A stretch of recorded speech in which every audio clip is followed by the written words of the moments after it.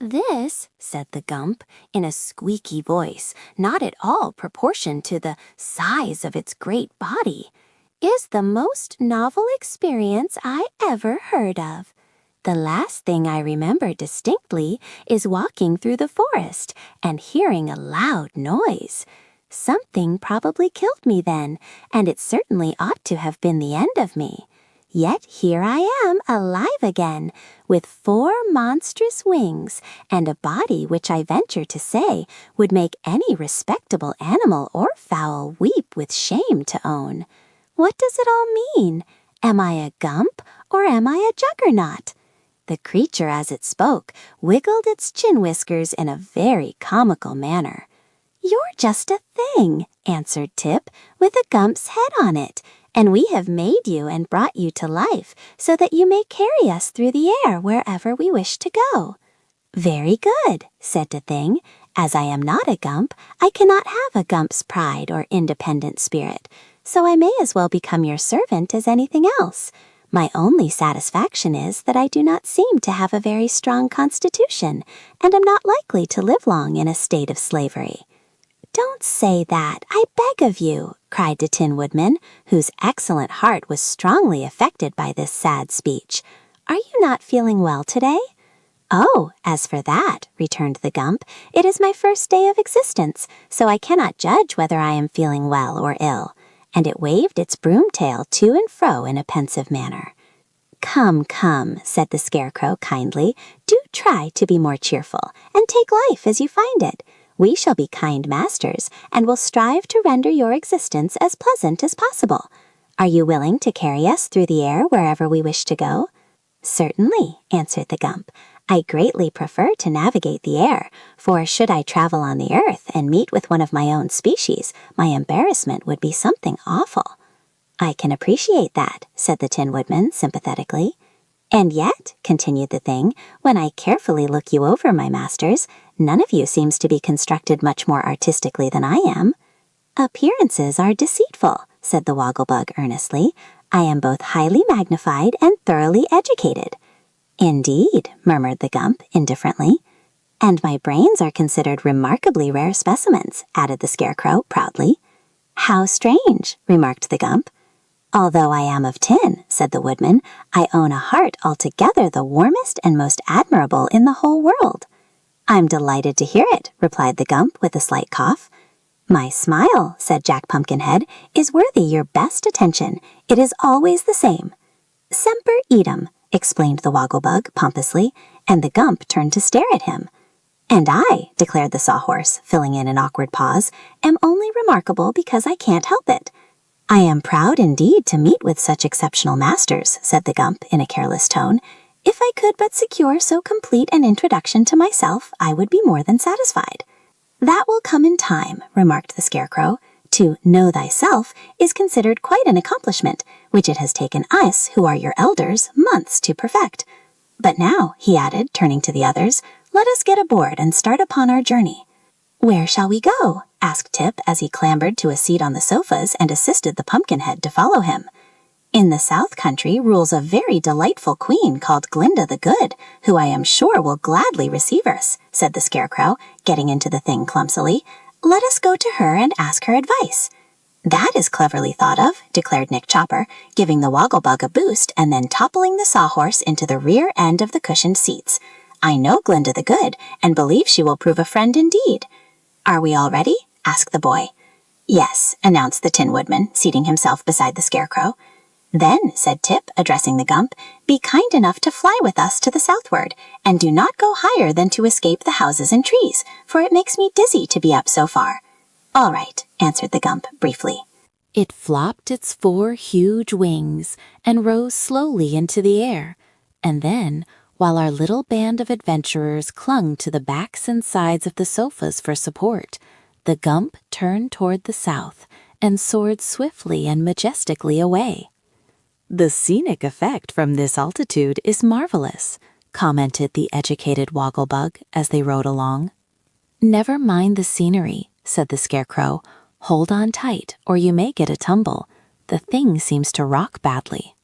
"It will be dark soon," said Tip, observing that the sun was low on the horizon.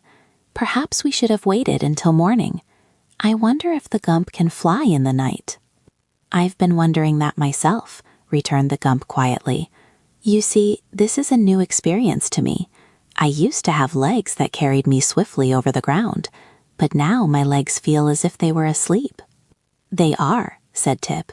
"We didn't bring 'em to life." "You're expected to fly," explained the Scarecrow, "not to walk." "We can walk ourselves," said the Wogglebug. "I begin to understand what is required of me," remarked the gump, "so I will do my best to please you," and he flew on for a time in silence. Presently, Jack Pumpkinhead became uneasy. "I wonder if riding through the air is liable to spoil pumpkins," he said. "Not unless you carelessly drop your head over the side," answered the Wogglebug. "In that event, your head would no longer be a pumpkin, for it would become a squash."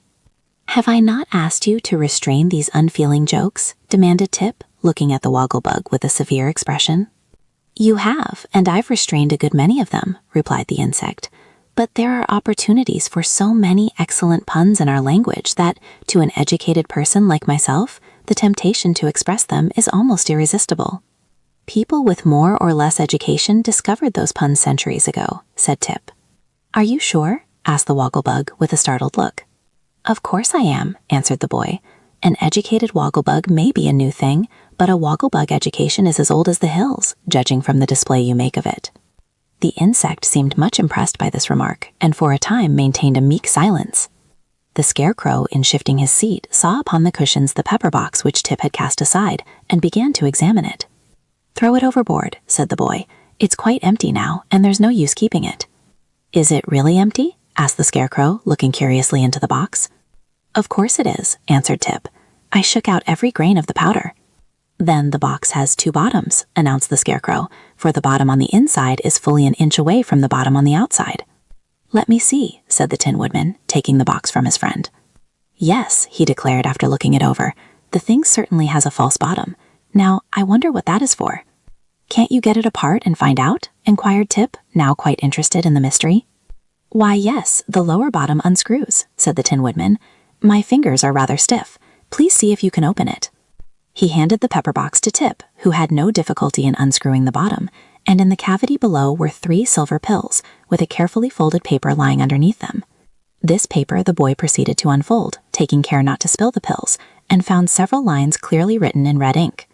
"Read it aloud," said the Scarecrow, so Tip read as follows. "Dr. Nicodick's celebrated wishing pills. Directions for use. Swallow 1 pill. Count 17 by twos. Then make a wish. The wish will immediately be granted. Caution. Keep in a dry and dark place." "Why, this is a very valuable discovery," cried the Scarecrow. "It is indeed," returned Tip gravely. "These pills may be of great use to us. I wonder if old Mombi knew they were in the bottom of the pepper box. I remember hearing her say that she got the power of life from this same Nicodick." "He must be a powerful sorcerer," exclaimed the Tin Woodman, "and since the power proved a success, we ought to have confidence in the pills." "But how?" asked the Scarecrow. "Can anyone count 17 by twos? 17 is an odd number." "That is true," replied Tip, greatly disappointed. "No one can possibly count 17 by twos." "Then the pills are of no use to us," wailed the Pumpkinhead, "and this fact overwhelms me with grief, for I had intended wishing that my head would never spoil." "Nonsense," said the Scarecrow sharply.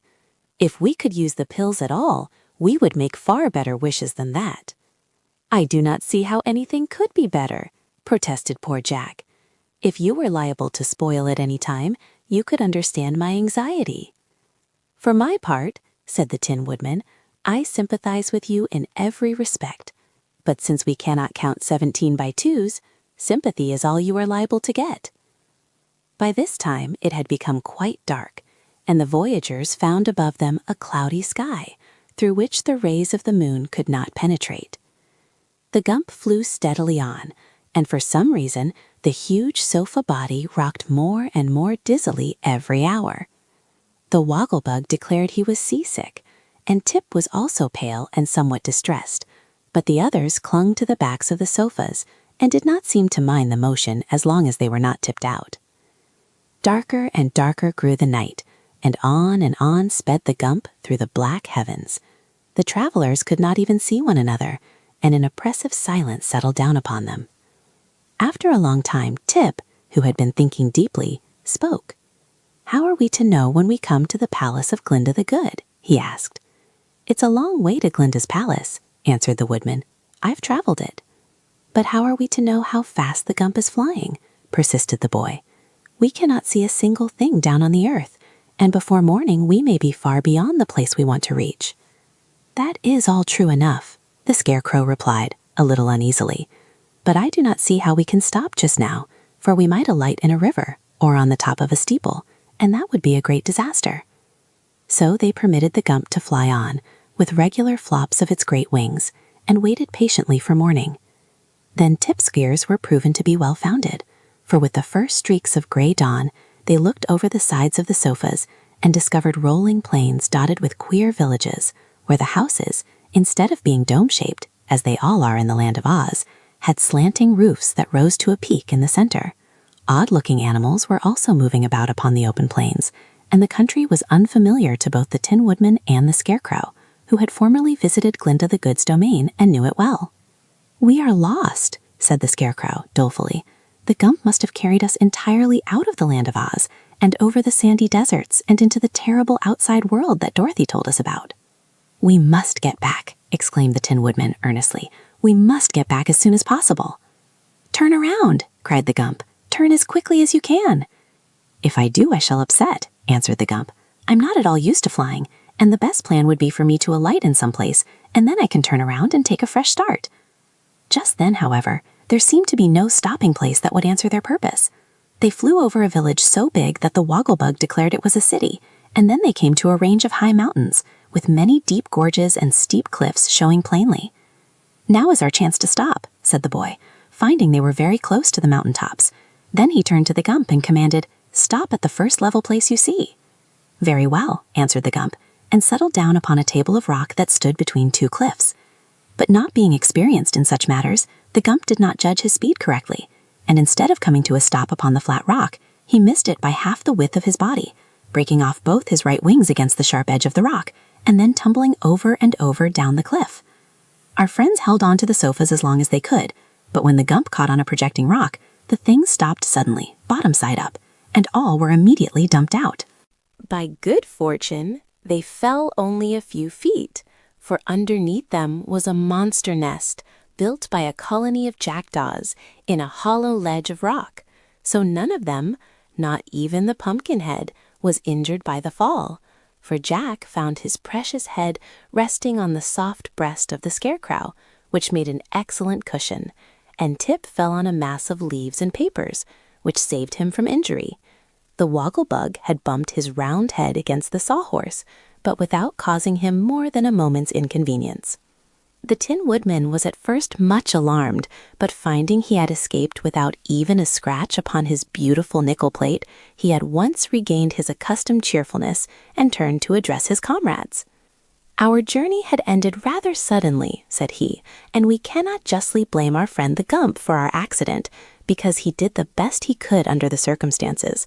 But how we are ever to escape from this nest, I must leave to someone with better brains than I possess." Here he gazed at the Scarecrow, who crawled to the edge of the nest and looked over. Below them was a sheer precipice, several 100 feet in depth. Above them was a smooth cliff, unbroken save by the point of rock, where the wrecked body of the Gump still hung suspended from the end of one of the sofas. There really seemed to be no means of escape, and as they realized their helpless plight, the little band of adventurers gave way to their bewilderment. "This is a worse prison than the palace," sadly remarked the Wogglebug. "I wish we had stayed there," moaned Jack. "I'm afraid the mountain air isn't good for pumpkins." "It won't be when the Jackdaws come back," growled the Sawhorse, which lay waving its legs in a vain endeavor to get upon its feet again. "Jackdaws are especially fond of pumpkins." "Do you think the birds will come here?" asked Jack, much distressed. "Of course they will," said Tip, "for this is their nest, and there must be hundreds of them," he continued, "for see what a lot of things they have brought here."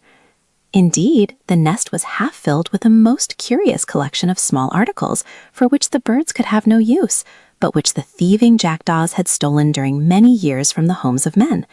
And as the nest was safely hidden where no human being could reach it, this lost property would never be recovered. The Wogglebug, searching among the rubbish, for the Jackdaws stole useless things as well as valuable ones, turned up with his foot a beautiful diamond necklace. This was so greatly admired by the Tin Woodman that the Wogglebug presented it to him with a graceful speech, after which the Woodman hung it around his neck with much pride, rejoicing exceedingly when the big diamonds glittered in the sun's rays. But now they heard a great jabbering and flopping of wings, and as the sound grew nearer to them, Tip exclaimed, "The Jackdaws are coming, and if they find us here, they will surely kill us in their anger." "I was afraid of this," moaned the Pumpkinhead. "My time has come." "And mine also," said the Wogglebug, "for Jackdaws are the greatest enemies of my race." The others were not at all afraid, but the Scarecrow at once decided to save those of the party who were liable to be injured by the angry birds. So he commanded Tip to take off Jack's head and lie down with it in the bottom of the nest, and when this was done, he ordered the Wogglebug to lie beside Tip. Nick Chopper, who knew from past experience just what to do, then took the Scarecrow to pieces, all except his head, and scattered the straw over Tip and the Wogglebug, completely covering their bodies. Hardly had this been accomplished when the flock of Jackdaws reached them. Perceiving the intruders in their nest, they flew down upon them with screams of rage.